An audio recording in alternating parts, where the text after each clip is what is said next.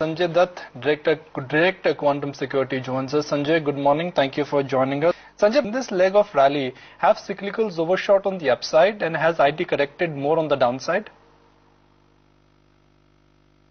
No, Nikunj, there is a long way to go in the cyclicals because the fact remains that they are under-owned by most global funds, and in fact, there's zero ownership amongst retail. So I think definitely there is much more strength in them.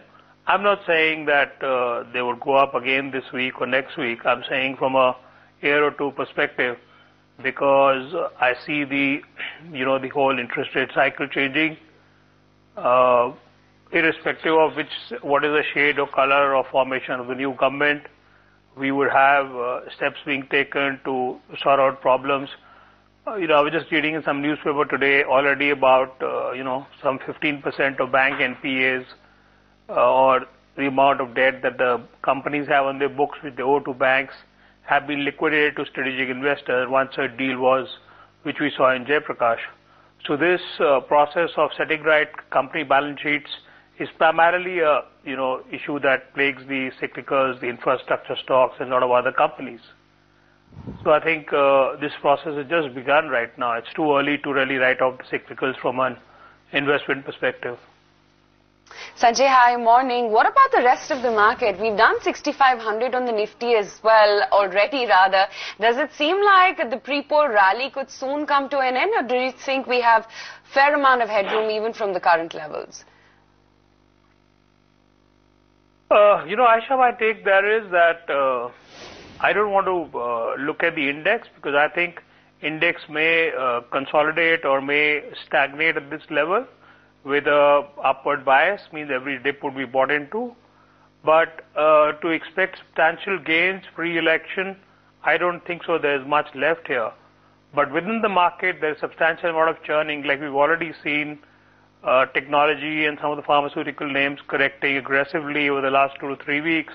But the index is still in the range of 6,500 plus because the others have caught up and have given support to the market. So this rotation kind of a phenomena is what we're going to see, typical of a beginning of a new, bull market, if I may use that term at this point of time. But I think a lot of under ownership is there across the world in Indian equities, and that under ownership is going to correct. And in fact, this applies, like I said last time, not just to India, but to the entire emerging markets play. So I think we would have an upward bias, but index per se to say 200-300 points pre-elections looks a little doubtful. Okay, Maruti pre-open rates on last count when we checked, Maruti was up by only 5 to 5.5%. Some trade adjustment obviously is evident for Maruti. Bear in mind, folks, that Maruti, even though the news flow was bad, Maruti was not a very massively underperforming stock because in last 1 month, Maruti has appreciated by about 5% plus. And there you go. As of now, Maruti is exactly trading at 1900. Sanjay, the fact that Suzuki has decided to roll back the Gujarat plant is a big victory for institutional stroke minority shareholder. How much of the good news to your mind is in the price already? Because in last 1 month, even though the news flow was bad, Maruti as a stock was firm like a rock. Because what bothers me as a long-term investor is that the true colors of the promoter, the true colors of Suzuki have been shown. If not now, later on they'll come back and, create some other problem for minority shareholders. I would prefer going somewhere else and investing because I know this problem is going to plague Suzuki again, plague Maruti again. I don't trust managements who once, start doing these kind of things and then retract and then, do some face-saving measures. So as a long-term investor, I wouldn't want to be in Maruti. I think there are better auto plays to be in. Sanjay, how would you approach IT, especially in the light of what we heard from Mr. Narayanamurthy last week and the kind of clobbering that Infosys and the entire IT pack has got because of that? Is it time to stay away from IT because there are tough times ahead, or would you actually nibble into the space because the stocks have fallen a fair bit? I maintained my stand last time, I think about 2 or 3 weeks back. I was going to show that I would be underweight IT.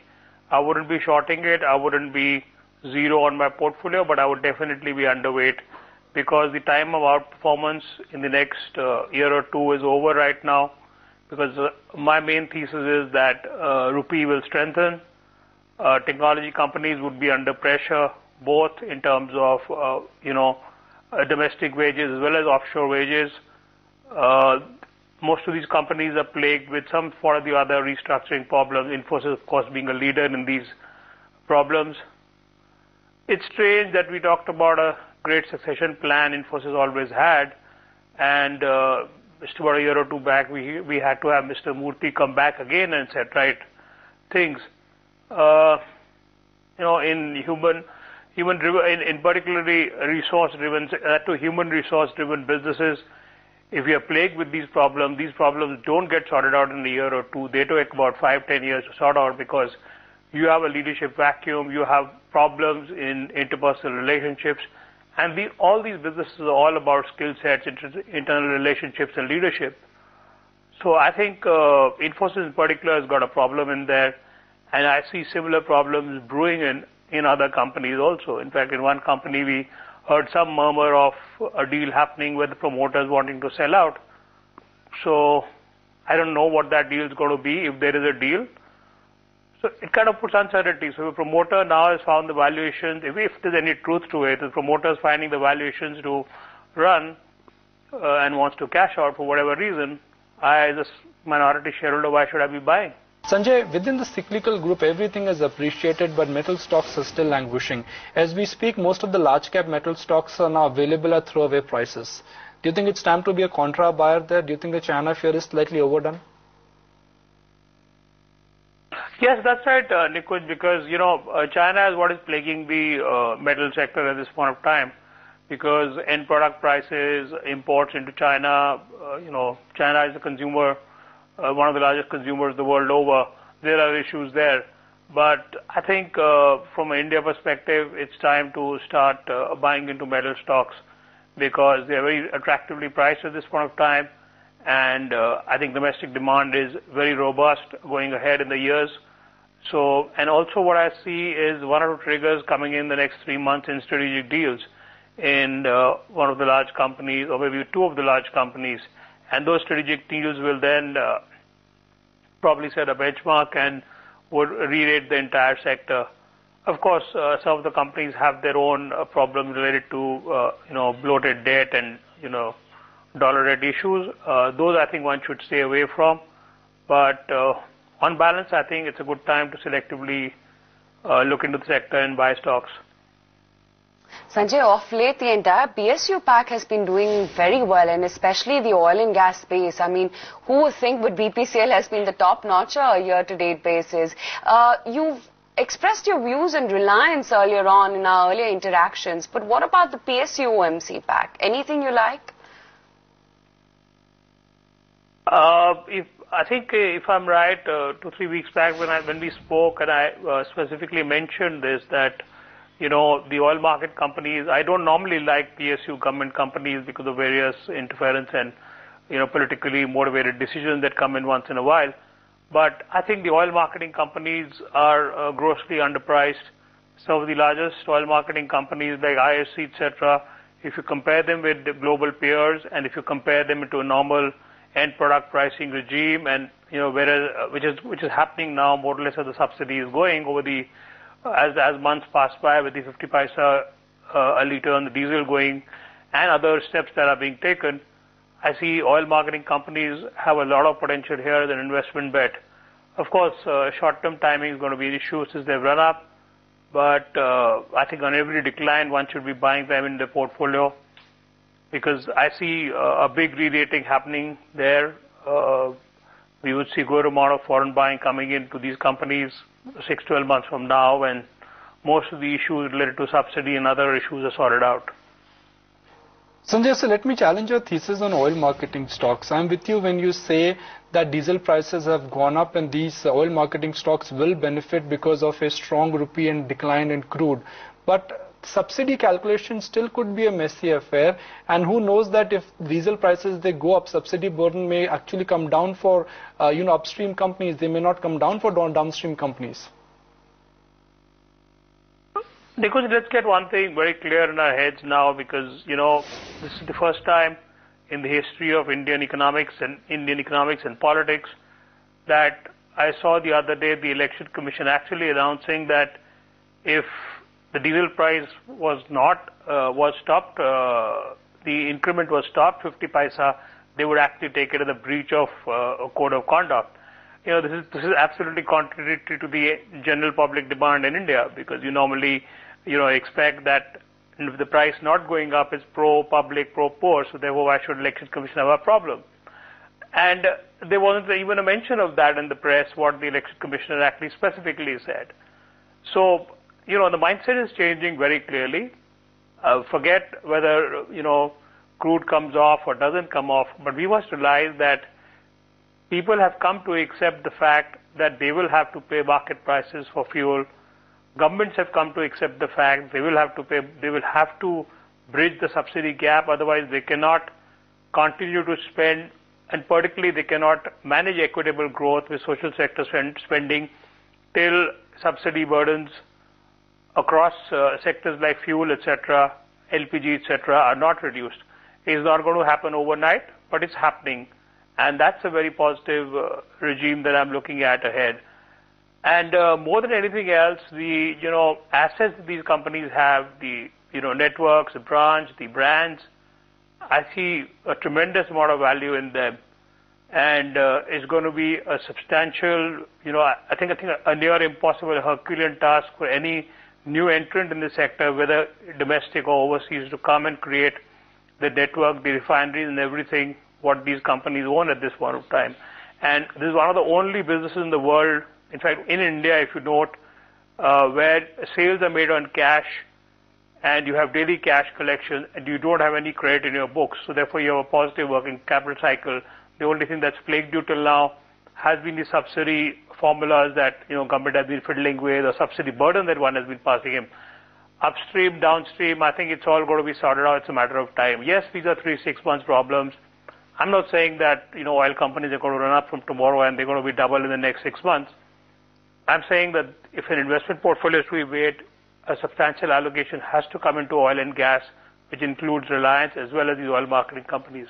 And Sanjay, that's another pocket which has really held out well. Capital goods, L&T quite being the big favorite, but other mid caps like a Thermax as well have held out pretty smartly. What is it that you like? I think I would go to the tier 2 companies. Thermax is one of them you mentioned. There are a lot of other companies, some of the Kirloskar Group companies, Greaves Cotton, a lot of other companies which are there which would benefit from the uptick in the investment cycle as it happens over the next few months. Like I said, and I repeated, my thesis basically is that we would see the investment cycle turning up in the next 3 to 6 months, interest rates coming off, liquidity from overseas coming into the markets, and the bank NPA problems sorting out. Of course, this is not going to happen overnight, particularly the bank NPA problems and the problems that most of the companies with huge debt have. But we're going to move in the right direction. The worst is already in the prices. So this is the time to look at the tier 2 capital good companies. That's where big money is going to be made, not in the L&T and the BHELs. Yeah, I'm talking from my risk reward kind of investment framework. Sanjay, so let's talk about L&T. It's trading at a P multiple of something like 17-18 times based on FY15 estimates. The recovery hasn't started and the price appreciation in L&T is more than 50% from the recent lows. So some would argue, or naysayers at least would argue, that all the good news is already in the price. That's the reason, Nikunj, why I said that I wouldn't like to be in an L&T. I'm not saying L&T will not appreciate from here. L&T may appreciate. But I would prefer doing a little more research and looking at some of the second-run companies which you'll still get around the, sub 10 or 10 plus minus multiple, which are good quality, good managements, and also understand that, the E is also going to change. So it's not going to be that you're only looking at the P changing at this point of time. So when you're talking about the price earning multiple, as things improve, the earnings are also going to improve going ahead once the order cycle and everything else picks up. So therefore, the earning multiples going ahead will definitely change, and particularly for the tier 2 companies. Sanjay, what is it that you're making of the pharma pack now and the clampdown that we're seeing from the US FDA? Earlier it was only tainted ones like a Ranbaxy, but now it's trickled down to, the Sun Pharmas of the world. A little cautious on pharma? I have absolutely zero investment in any pharmaceutical company. I'm uneducated. I never understood the sector. I can never game this. Whether the FDA approvals or the molecules and blah and blah. So something that I don't understand. So I don't want to comment on, and therefore, like I said up front, I don't own a single pharmaceutical share.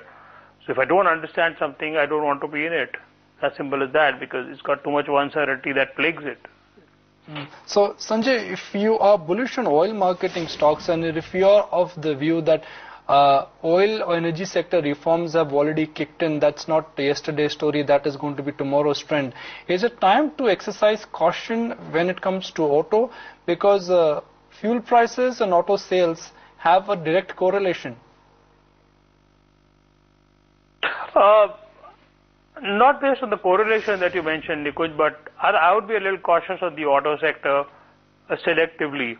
For instance, I'll give you an example. I would like to be in a Mahindra but not be in a Maruti. So I would look at stuff like that. I would look at stuff selectively. I would like to be in some good quality ancillaries but not in the main companies. Because the sector will do well, there is demand, but some of the companies have run up much ahead of their fundamentals. Some of the companies, like I just mentioned, I made a comment about Maruti, why I don't like it. Similarly, I like Mahindra from that point of view, that, the management is constantly innovating. I have a tremendous amount of respect for all the people who are running that company. I think there is a huge amount of potential in there. I'm not saying that today one should jump and buy it. One has to look at the timing and price. But if you want to have something in your portfolio, Mahindra is a good stock in the auto sector to have in your portfolio. And similarly, other stocks one can look at. Not that I own Mahindra, so I'm saying this, but having looked at it in detail and having studied the stock, I think there are a lot of opportunities like that in the large cap space. And similarly, there are opportunities like that in the ancillary and the, tier 2 space.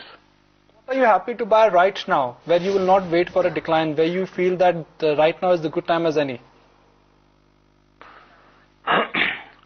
I think a good amount of, tier 2 and, in fact, small cap companies, which are still trading sub $50 million market caps, have less debt, have about $50 to $100 million top line, so therefore trading at one-time or half-time sales. Some of the banks, PSU banks, look good to me, which are still around book or below book. And the other companies that I mentioned where I use the parameters, companies in the $200, $300 million market cap range, or maybe in the $100 million market cap range also, because I think they are the ones which will, suddenly be chased by everyone 3 to 6 months later, because once the large one becomes too expensive, it's the smaller ones that, even fund managers and portfolio managers start looking at them, and you'll see big blocks starting to trade.